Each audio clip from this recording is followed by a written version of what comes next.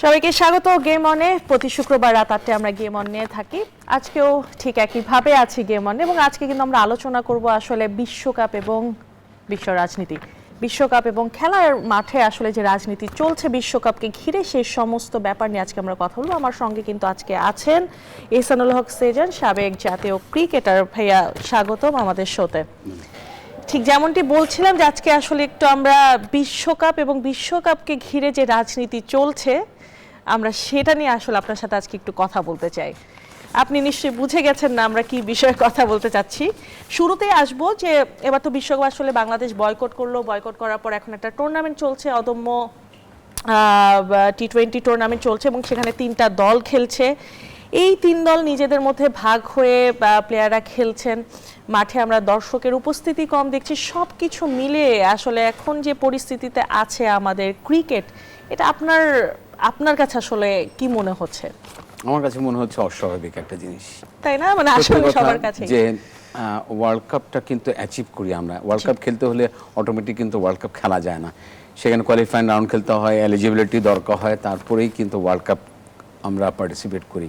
সেই ওয়ার্ল্ড কাপে আমরা খেলতে পারলাম না, সেটা আসলে অনেক ডিসঅ্যাপয়েন্টিং। এটার ভিতরে আমি না গেলাম কেন খেলতে পারলাম না, বাট যেই লস আমাদের হয়েছে সেটা আসলে আমি মনে করি যে প্লেয়ারদের জন্য খুবই দুঃখজনক।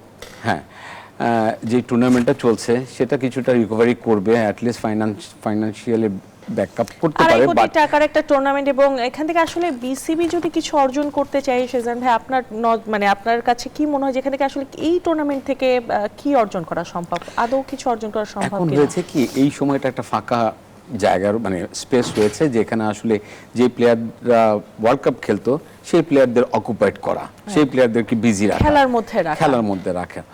বাট ওয়ার্ল্ড কাপের সাথে এটা প্যারালালি যদি আমি প্যারালালি দেখি, এটা তো আসলে কোনো মানে হতে পারে না, কোনো ডিফারেন্সিয়েটই হতে পারে না। ওয়ার্ল্ড কাপ কোথায় আর এইখানে একটা টুর্নামেন্ট কোথায়? তারপরেও ইনিশিয়েটিভটা আমি মনে করি যে ভালো ইনিশিয়েটিভ, বিকজ অফ এই একটা টুর্নামেন্ট কিন্তু এই বছর যেহেতু চালু হয়েছে, সামনের বছর থেকেও চালু হবে। সো শর্ট ফরম্যাটে যদিও খেলা, 3টা টিম নিয়ে মনে করছেন এটা চলতে থাকবে। নিশ্চয়ই যদি একটা টুর্নামেন্ট আমরা ইন্ট্রোডিউস করি, এটা কোনো সময় বন্ধ থাকে না। সেই টুর্নামেন্টটা কিন্তু পরের বছরও হয় বা রেগুলার বেসিসে হয়। সো অ্যাটলিস্ট একটা আশার বাণী যে একটা নতুন টুর্নামেন্ট ইন্ট্রোডিউস হয়েছে বাংলাদেশে, এটাকে আরো ভালো করে, সুন্দর করে, বড় জাঁকজমক করে এটা থেকেও কিন্তু অনেক এটাকে মানে মার্কেটিং করে অনেকটাই আসলে বেনিফিট নেওয়া যায়। সো এখানে শুধু ক্রিকেট বোর্ডের না, প্লেয়ারদেরও অ্যাটলিস্ট ৩-৪৫টা প্লেয়ার কিন্তু অকুপাইড থাকবে, বিজি থাকবে। এবং যে কোনো একটা সিরিজের আগে এরকম যদি টুর্নামেন্ট হয়, তাহলে যে প্র্যাকটিস সেশনগুলো আমাদের দরকার, তার চেয়ে কিন্তু এটা ভালো সো কম্পিটিটিভ একটা ইনিশিয়েটিভ কিন্তু ভালো, খুবই ভালো। আচ্ছা শিরিন ভাই, আমরা যতটুকু জানি যে এখন ইন্টারিম গভর্নমেন্ট এখনো আছেন, ইলেকশন পর্যন্ত তারা থাকবেন, এবং এই যে রাজনৈতিক যে আমরা বারবার বলছি ক্রিকেটের সাথে রাজনীতির একটা মিশেল, বাংলাদেশ খেলবে না, বয়কট করবে, এটা অনেকেই বলছেন যে এটার একটা রাজনৈতিক প্রভাব ছিল। ক্রিকেট বিসিবিকে আসলে স্বাধীনভাবে কোনো ডিসিশন নিতে দেওয়া হয়নি, এখানে একটা গভর্নমেন্ট থেকে একটা প্রেশার ছিল যে বিশ্বকাপ বয়কট করতে হবে। এই বিষয়ে আসলে আপনার কি মত, যে যদি এই প্রেশারটা না থাকতো তাহলে কি বিসিবি কোনোভাবে নেগোশিয়েট করে আসলে বাংলাদেশ ক্রিকেট এবার ওয়ার্ল্ড কাপে পার্টিসিপেট করতে পারতো কিনা? আচ্ছা, এখানে একটা ছোট্ট মানে ট্রান্সপারেন্ট একটা ধারণা আমি দেওয়ার চেষ্টা করি। আমরা যখন বাইরে যাই তখন সরকার যে জিনিসটা কাজ করে বিসিবির উপরে, সেটা হলো জিও, মানে এনওসি দেওয়ার ক্ষমতা তারা রাখে সরকার। সো এখানে সরকার কোনো সময় বলতে পারে না যে তুমি এখানে পার্টিসিপেট করতে যাবা না। সরকার এটা বলতে পারে ওখানে নিরাপত্তার অভাবে আমরা এনওসি তোমাকে দিব না। ওকে, সো এনওসি যদি না দেয় তাহলে তো কোনো প্লেয়ার খেলতে পারবে না, এয়ারপোর্ট ক্রস করতে পারবে না। That's it. এই জিনিসটা হলো এরকম। বাট আমাদের কাছে আসলে অনেক কিছু ভাবেই চলে এসছে ব্যাপারটা। এই জন্যই আসলে আমরা মনে করি যে মন্ত্রণালয়কে আমরা অনেক সময় দোষারোপ করছি, বা ক্রিকেট বোর্ডের সাথে মন্ত্রণালয়ের সিনক্রোনাইজেশনটা ঠিক মতো ছিল না। অনেকে বলছে যে একটা ফার্স্ট কথাতেই সরকার একটা বলে ফেলেছে, দেখে সেইটার মধ্যেই রয়েছে। বাট জিনিসটা হলো এরকমই যে সরকার বলতে পারবে না যে ওয়ার্ল্ড কাপ খেলতে যাবে কি যাবে না। সরকার বলতে পারবে ওখানে নিরাপত্তার অভাবে আমরা এনওসি দিচ্ছি না। কিন্তু সেদিন ভাই এটাও কি আপনি মানেন যে নিরাপত্তার আসলেই সংকট সেখানে ছিল, স্পেশালি বাংলাদেশি প্লেয়ারদের? কারণ আমরা বিভিন্নভাবে কিন্তু ভারতীয় চ্যানেলগুলোতে, গণমাধ্যমগুলোতে এবং আমরা বিভিন্ন সময় দেখেছি সেখানে কট্টরবাদীরা যেভাবে আসলে বাংলাদেশের এগেনস্টে তারা রাস্তায় নেমে যেভাবে প্রোটেস্ট করেছে এবং তারা বলেছে যে বাংলাদেশি কোনো প্লেয়ার আইপিএলে খেলতে পারবে না, বাংলাদেশিদেরকে দেখলে রাস্তায় পিটিয়ে মেরে ফেলা হবে। এই ধরনের কথাবার্তার পরে কি আসলে বাংলাদেশে সেখানে খেলতে যাওয়াটা কতটুকু আসলেই নিরাপদ ছিল? এবং বাংলাদেশ গেলে তো শুধু বাংলাদেশি প্লেয়াররা যেত না, সমর্থকদের একটা ব্যাপার আছে, জার্নালিস্টদের কভার করার ব্যাপার আছে, অনেকগুলো ব্যাপার আছে। আসলে ব্যাপারটা কি, যে কোনো টুর্নামেন্ট খেলতে গেলে বিভিন্ন দেশ থেকে প্রতিনিধি যায়, সরকারের প্রতিনিধি, এটা আসলে আমরা অনেকেই জানি না। সো ওখান থেকে কিন্তু একটা রিপোর্ট জেনারেট হয়। এছাড়াও একটা গ্লোবালি রিপোর্ট কিন্তু জেনারেট হয়, যেটার উপর বেস করেই কিন্তু দেশগুলা এনওসি দিতে সক্ষম হয়। সো আপনি দেখেছি হলো টিভিতে অনেকগুলো স্ক্রোল দেখেছি, অনেক কিছু ইনসিডেন্ট দেখেছি যে এরকম হতে পারে, বাট রিয়েল নিউজ কিন্তু গভর্নমেন্টের কাছে আছে। সো গভর্নমেন্ট এটা প্রকাশ করবে কি প্রকাশ করবে না এটা গভর্নমেন্টের ব্যাপার, কিন্তু গভর্নমেন্ট ওইখানে ডিসিশন মেক করতে হবে যে না, ওখানে গেলে যে নিশ্চয়ই ওই রিপোর্টের ভিত্তিতেই সরকার বলেছে যে আমরা এনওসি দিতে চাচ্ছি না। সো যেহেতু এনওসি দিতে চাচ্ছে না, তাহলে তো আমরা বুঝে নিতে পারি এটা যে আসলে নিরাপদ না। এটা আসলে আমি সাধারণ মানুষ কিছু বলতে পারবো না, সরকারের মাধ্যমে, সরকারের জেনারেট রিপোর্টের মাধ্যমে আসলে এটা প্রতিফলিত হয়। এর পরপরই আসলে বাংলাদেশের সাথে সংহতি প্রকাশ করলো পাকিস্তান, যেটা তারা বলতে যাচ্ছে পাকিস্তান খেলবে কি খেলবে না এটা নিয়ে অনেক দোলাচলে ছিল। ফাইনালি তারা বললো যে তারা আসলে ওয়ার্ল্ড কাপে পার্টিসিপেট করবে, কিন্তু ভারতের সাথে তারা খেলবে না, ভারতের সাথে তারা ম্যাচ বয়কট করলো। এবং এটা আমাদের হাতে একটা প্রতিবেদন আছে, প্রতিবেদনটা দেখে আবার আলোচনায় ফিরতে চাই। আইসিসি টি-20 বিশ্বকাপ 2026 ঘিরে নতুন করে উত্তাপ আন্তর্জাতিক ক্রিকেটে।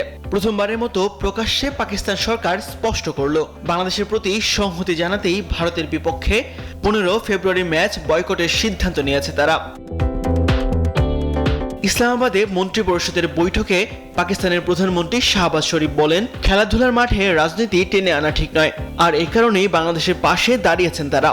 টি-20 বিশ্বকাপ নিয়ে আমাদের অবস্থান একেবারে পরিষ্কার। আমরা ভারতের বিপক্ষে ম্যাচ খেলবো না, কারণ খেলাধুলার মাঠে রাজনীতি থাকা উচিত নয়। ভেবেচিন্তে এই সিদ্ধান্ত নেওয়া হয়েছে এবং বাংলাদেশের পাশে দাঁড়ানো আমাদের দায়িত্ব। এটা ন্যায্য ও যথাযথ সিদ্ধান্ত। এর আগে রোববার পাকিস্তান সরকার জানায়, বিশ্বকাপে অংশ নিলেও ভারত পাকিস্তান গ্রুপ পর্বের ম্যাচে মাঠে নামবে না পাকিস্তান। তবে তখন সিদ্ধান্তের পেছনে কারণ জানানো হয়নি। প্রায় এক সপ্তাহ ধরে পাকিস্তানের অংশগ্রহণ নিয়ে যে অনিশ্চয়তা ছিল, শাহবাজ শরীফের বক্তব্যে সেটিরই ব্যাখ্যা মিলল। যদিও এই ইস্যুতে এখনো আনুষ্ঠানিক কোনো মন্তব্য করেনি পাকিস্তান ক্রিকেট বোর্ড, তবে পিসিবি চেয়ারম্যান মোহসিন নাকভি আগেই বলেছিলেন, ভারত যা চায় সেটাই বাস্তবায়ন করে আইসিসি। এদিকে টি-20 বিশ্বকাপ ইস্যুতে বাংলাদেশের পাশে দাঁড়ানোই পাকিস্তানকে ধন্যবাদ জানিয়েছেন যুব ও ক্রীড়া উপদেষ্টা আসিফ নজরুল। বৃহস্পতিবার সামাজিক যোগাযোগ মাধ্যম ফেসবুকে নিজ অ্যাকাউন্টে এক পোস্টের মাধ্যমে এই ধন্যবাদ জানান তিনি। তাসবিহ শহরন, নিউজ 24। সেদিন ভাই, পাকিস্তানের আসলে এই যে সংহতি প্রকাশ করা, তারা কি আসলেই বাংলাদেশের পাশে দাঁড়াতে চেয়েছে, নাকি এটা আসলে তারা একটা সুযোগের অ্যাডভান্টেজ নিল এবং পরবর্তীতে আসলে বাংলাদেশের সাথে সম্পর্ক ভালো করার যে একটা প্রচেষ্টা সেটার একটা অংশ? ফার্স্ট অফ অল আমার কাছে মনে হয় যে পাকিস্তান এবং ইন্ডিয়ার মধ্যে যে সম্পর্কটা লাস্ট 15 বছর ধরে কিন্তু খুব একটা ভালো যাচ্ছে না, এবং পাকিস্তান একটা সুযোগ পেল যে একটা ভয়েস রেজ করার জন্য। রাইট। এতদিন কিন্তু পাকিস্তান নিজেরা যেটা পারছিল না। রাইট। এখন দেখেন পাকিস্তানের যেই পর্যায়ক্রমে যেসব ডিসিশনগুলা নিচ্ছে, কিছুটা ধোঁয়াশা আমার কাছে মনে হয়েছে। পাকিস্তান যখন ফার্স্ট ওরা ভয়েস রেজ করেছে যে বাংলাদেশ যেহেতু খেলবে না, আমরা ওয়ার্ল্ড কাপ বয়কট করব, এবং তার একদিনের মধ্যেই তারা তাদের স্কোয়াডটা ডিক্লেয়ার করলো। দেন যদি নাই খেলে থাকে বা এরকম ভয়েস রেজই করে থাকে, তাহলে স্ট্রিক্ট তো তাদের হতে হবে। তাহলে কেন দেন তারপরে কিন্তু অনেকগুলো কথা তাদের আসছে, তাদের প্রাইম মিনিস্টারের সাথে নাকভি সাহেব অনেক সময় মিটিংও করেছে। ডিসিশন কিন্তু এখন পর্যন্ত আমি ক্লিয়ার না। আজকে যে বলছে যে ইন্ডিয়ার সাথে তারা খেলবে না, কতটুকু পর্যন্ত যৌক্তিকতা আছে, যতটুকু পর্যন্ত মানে স্বীকৃত আছে, আমি এখন পর্যন্ত ডাউট। লাস্ট মোমেন্টে যদি বলে যে না ইন্ডিয়া যেহেতু আইসিসি বাধ্য করেছে আমাদের খেলতে, আমরা খেলতে বাধ্য, তা আমি কিন্তু অবাক হব না। আজকেই একটা আসলে খবর দেখছিলাম, ভারতীয় একজন ক্রীড়াবিদ, আমার এক্স্যাক্টলি নামটা মনে পড়ছে না, তিনিও কিন্তু বলেছেন যে বাংলাদেশে যে 12 তারিখে যে নির্বাচনটা হবে, এই নির্বাচনটা হওয়ার পরে অনেকটা 360 ডিগ্রিতে অনেক কিছু বদলে যাবে এবং পাকিস্তান হয়তো তখন আবার বলতে পারে যে আচ্ছা ঠিক আছে আমরা ইন্ডিয়ার সাথে খেলতে চাই, যেহেতু আইসিসি বাধ্য করছে। আপনার এই কথাটাই অলরেডি কিন্তু এটা কোট করেছে, আজকে এই নিউজটা মানে দেখলাম। সো অবাক হওয়ার থাকবে না। একটা বিরতির সময় হয়ে গেছে সেরেন ভাই, একটা বিরতিতে যাচ্ছি, কোথাও যাবে না, ফিরছি কিছুক্ষণের মধ্যেই। বিরতির পর আবারও স্বাগত জানাচ্ছি গেম অনে। কথা বলছি এহসানুল হক শেজানের সঙ্গে আসলে বিশ্বকাপ এবং রাজনীতির যে মিশেলটা আসলে যেটা নিয়ে এখন পুরো ক্রিকেট ইম্প্যাক্টেড, সেটা নিয়ে কথা বলছি। আসলে যে পাকিস্তান যে খেলা বর্জন করলো ইন্ডিয়ার সাথে, এখন পর্যন্ত তারা যে বয়কট করেছে, এটা তো আসলে আইসিসির গালে একটা কষে থাপ্পড় মারার মতোই বলা যায়। কেননা এই এক বয়কটে কিন্তু 6,000 কোটি টাকার একটা ক্ষতির মুখে পড়তে যাচ্ছে আইসিসি, এবং আইসিসির সাথে যে দেশগুলো পার্টিসিপেট করছে ওয়ার্ল্ড কাপে সবারই কিন্তু এই ক্ষতিটা, ইভেন পাকিস্তানেরও এই ক্ষতিটা।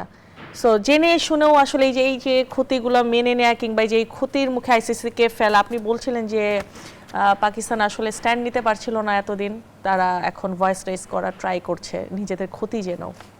না আসলে যে গার্জিয়ান আইসিসি আমার কাছে মনে হয় যে আরও বেশি নমিনাল হওয়া উচিত। দেখেন আইসিসি কাউকে বাদ দিয়ে খেলাটা হবে বা কাউকে অন্য ভেন্যুতে খেলাবে, এই নেগোশিয়েটটা কিন্তু তাদেরই করা উচিত। এখন তারা যদি ভারতের ক্ষেত্রে কিন্তু তারা করেছে, ভারত যায়নি খেলতে পাকিস্তানে, দুবাইতে খেলা হয়েছে। প্রথম পাকিস্তান কিন্তু ভারতে এসেছিল, কিন্তু সেকেন্ড টাইম রেসিপ্রোকাল যখন আসার কথা তখন কিন্তু আর ইন্ডিয়া পাকিস্তানে যায়নি, এটা আমরা ইতিহাসে দেখেছি। হ্যাঁ, যে জিনিসগুলো হচ্ছে এখন আইসিসিতে, আমি ছোট্ট করে বলি যে দেখেন আগের ওয়ার্ল্ড কাপে ইন্ডিয়ার কত ফ্যাসিলিটিস ছিল, এক ভেন্যুতে খেলেছে, একটা হোটেলে রয়েছে। ইভেন এই আন্ডার 19 যদি আমি বলি, তারা বুলাওয়াতে পুরা সেমিফাইনাল পর্যন্ত খেলেছে, দেন তারপর হারারাতে আসছে। বাট অন্যান্য টিমগুলো সবগুলো কিন্তু ট্রাভেল করেছে। আমরা বিশেষ করে বাংলাদেশ টিম 25,000 কিলো ট্রাভেল করেছি লাস্ট 20 দিনে। সো আইসিসি যে জিনিসগুলো করছে এগুলো আসলে খুবই ট্রান্সপারেন্ট, সবাই কিন্তু চোখে দেখতে পাচ্ছে। চোখে দেখার পরে কিন্তু কেউ কেন যেন এটা নিয়ে এখন এটাই তো আসলে আইসিসির এগেইনস্টে কেউ লড়ে তো পারবে না, কিন্তু আইসিসি যেই সব মানুষগুলো আইসিসি রয়েছে তাদেরই কিন্তু উচিত যে সহযোগী দেশগুলোকে, মানে যেসব দেশগুলোকে নিয়ে পার্টিসিপেট হচ্ছে তাকে সমানভাবে কিন্তু বন্টন করা উচিত। এক পেশে এক পক্ষপাতিত্ব ভাবে যদি আইসিসি এভাবে চলতে থাকে, তাহলে ইউ নেভার নো যে আইসিসি প্যারালেলে কিন্তু আরেকটা অর্গানাইজেশন চলে আসতে পারে। সো আমার কাছে মনে হয় যে যেসব জিনিসগুলা লাস্ট 2 বছর বা 3 বছর ধরে দেখা যাচ্ছে, সেগুলো আসলে অনেকটা নমিনাল হওয়া উচিত। প্রেসিডেন্ট আসলে এখন তো ইন্ডিয়ার প্রেসিডেন্টই আইসিসি চালাচ্ছে, বাট এই মার্চ এপ্রিলের পরে কিন্তু তার আর থাকবে না, তখন কিন্তু আবার চেঞ্জ হবে। সো চেঞ্জ হলে কিছুটা হলেও আমার কাছে মনে হয় যে নমিনাল হবে, অনেকটা ভারসাম্য ফিরে আসবে। তবে হয় কি একটা জিনিস আমি যা বুঝি যে 90% যখন রেভিনিউ আসে একটা দেশ থেকে, তাদেরকে আবার সেই ফ্যাসিলিটিসগুলো না দিলে আইসিসি আবার বেনিফিট হবে না। আইসিসি মার্কেটিংটা করছে ইন্ডিয়ার বাজারে, ইন্ডিয়ার কাছ থেকে। সো তাকে অন্যদের কিন্তু সুযোগ দেওয়া হচ্ছে না। বাংলাদেশ কিন্তু একবার স্টার্ট করেছিল যে মার্কেটিংটা নেওয়ার জন্য টাইটেল স্পন্সরগুলো বিভিন্ন জায়গায়, বাট ওই জায়গাটায় কিন্তু ইন্ডিয়ান এমন মার পেয়েছে কিন্তু আমরা আটকে গেছি। পাকিস্তান কিন্তু অনেক আগের থেকে সরিয়ে ফেলেছে। সো মার্কেটিং যেখানে হবে, যেখানে রেভিনিউ আসবে তাদেরকে সুযোগ দেবে, বাট এত সুযোগটা আসলে বেশি হয়ে যাচ্ছে। কপিল শর্মা থেকে শুরু করে আসলে আকাশ চোপড়া থেকে শুরু করে সবাই কিন্তু আসলে বাংলাদেশকে এত হেয় করে কথা বলেছে যে বাংলাদেশ খেললেই কি না খেললেই কি, কয়দিন পরে বাংলাদেশের সাথে শুধু পাকিস্তানি খেলবে, বাংলাদেশের সাথে কেউ খেলতে যাবে না, এই ধরনের কথা বলল নাসির হুসেন, ইংলিশ ক্রিকেটার। তিনি কিন্তু আসলে এক হাত নিয়েছেন আইসিসি এবং ভারতকে। সেই বিষয়ে একটা প্রতিবেদন আছে, একটু দেখে আসতে চাই। উপমহাদেশে ক্রিকেট কেবল একটি খেলা নয়, এটি কোটি কোটি মানুষের হৃদস্পন্দনের নাম। তবে সেই অবস্থা এখন আর নেই। ভদ্রলোকের খেলা ক্রিকেটকে বহু আগেই বৃদ্ধাঙ্গুলি দেখিয়েছে ভারত, যেখানে নীরব দর্শকের ভূমিকা পালন করছে ক্রিকেটের সর্বোচ্চ নিয়ন্ত্রক সংস্থা আইসিসি। আর আইসিসির ভারত প্রীতির সবশেষ বলি বাংলাদেশ। আইসিসির দ্বিচারিতার কারণে বাংলাদেশের দিন কয়েক বাদে ভারতে পর্দা উঠতে যাওয়া আইসিসি টি-20 বিশ্বকাপ বয়কটের খবর পুরনো। এবার এ নিয়ে মুখ খুলেছেন ইংলিশ কিংবদন্তি নাসির হোসাইন। সব পক্ষ আসলে একটাই জিনিস চাইছে, ধারাবাহিকতা ও ন্যায্যতা। বাংলাদেশ, পাকিস্তান ও ভারত এই তিন দেশকে একই রকম দেখা উচিত। বারবার বাংলাদেশ বা পাকিস্তানকে পাশে সরিয়ে রেখে তাদের ক্রিকেটকে ক্ষতিগ্রস্ত করা হচ্ছে। স্কাই স্পোর্টসকে দেয়া এক পডকাস্টে নাসির হোসেন আইসিসির ভারত প্রীতি নিয়ে সংস্থাটিকে এক হাত নিয়েছেন।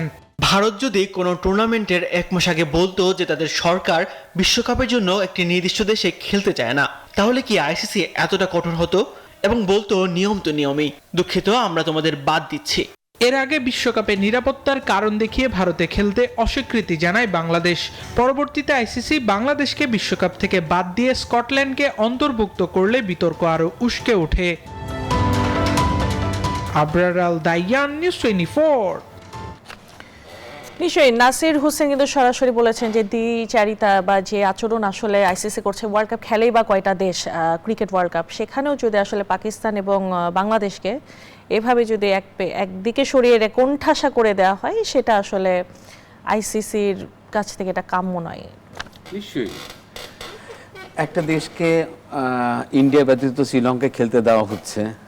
আমাদের যে চাহিদাটা যে আমরা অন্য একটা ভেন্যুতে খেলতে চাচ্ছি, সেটা তো আসলে কোনো ভুল কিছু না, ভুল কিছু যেতেই না। পারে। জি, এটা একটা দেশের রিপোর্টের উপর ভিত্তি করে এই জিনিসটা বলতেই পারে। এবং একটা দেশকে যেহেতু দিচ্ছ তোমরা, তাহলে বাংলাদেশকে কেন দিবে না? কেন দিবে না সেটাই।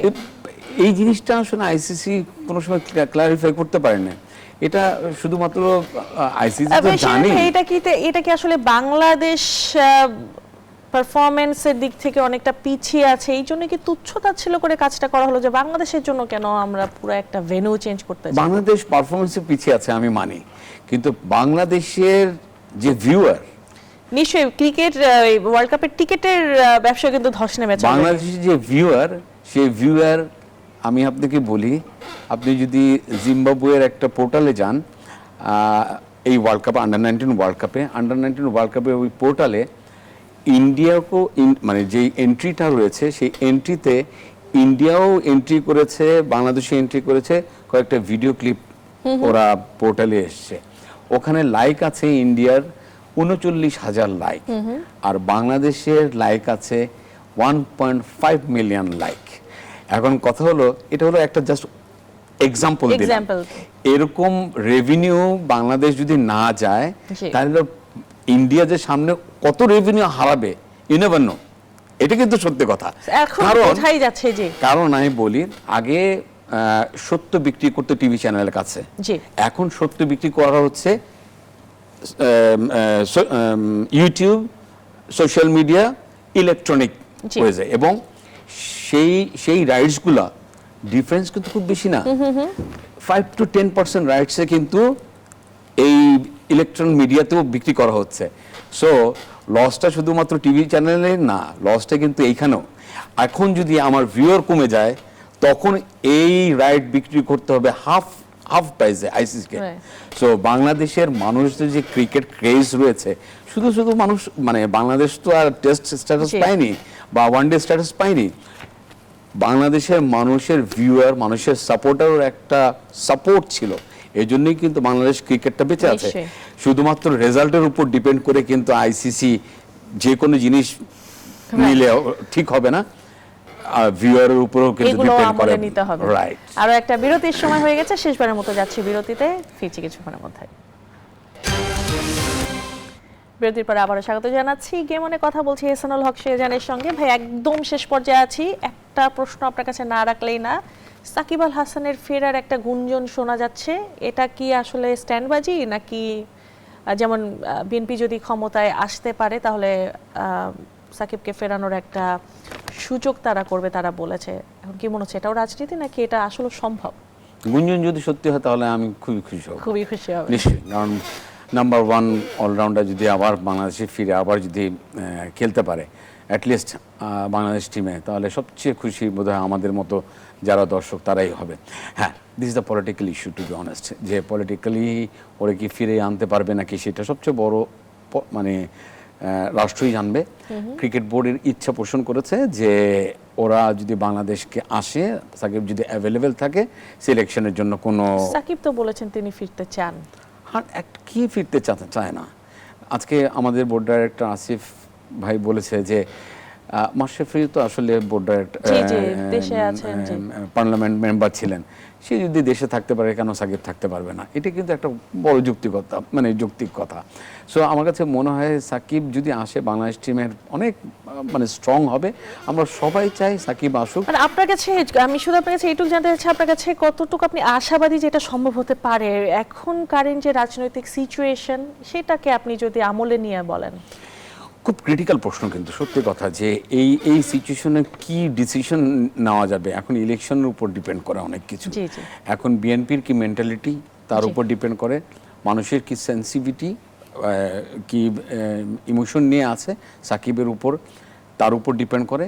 ইভেন এমন একটা যদি এভলিউশন হতো হা না ভোটের মতো যে আমরা কি সাকিবকে চাই নাকি সাকিবকে চাই, মেজরিটি যদি বলে না সাকিব আসবে না, মেজরিটি যদি বলে যে হ্যাঁ তাহলে আসবে। সো অনেক কিছু ইস্যুই ক্রিয়েট করে আসলে সাকিবকে আনা যায়। সো বাট সাকিবকে আমরা মন থেকে চাই যে বাংলাদেশ টিমে আবার পার্টিসিপেট করব। নিশ্চয়ই সেদিন ভাই, আজকে আর সময় নিতে পারছি না, একেবারে শেষ পর্যায়ে চলে এসেছি। আপনাকে অনেক অনেক ধন্যবাদ আমাদের আজকে এখানে সময় দেওয়ার জন্য। ধন্যবাদ দর্শক, আজকে এখানে শেষ করছি গেম অন। আগামী শুক্রবার নিশ্চয়ই আবারও ফিরে আসবো গেম অনে। সবাই ভালো থাকবেন, সুস্থ থাকবেন।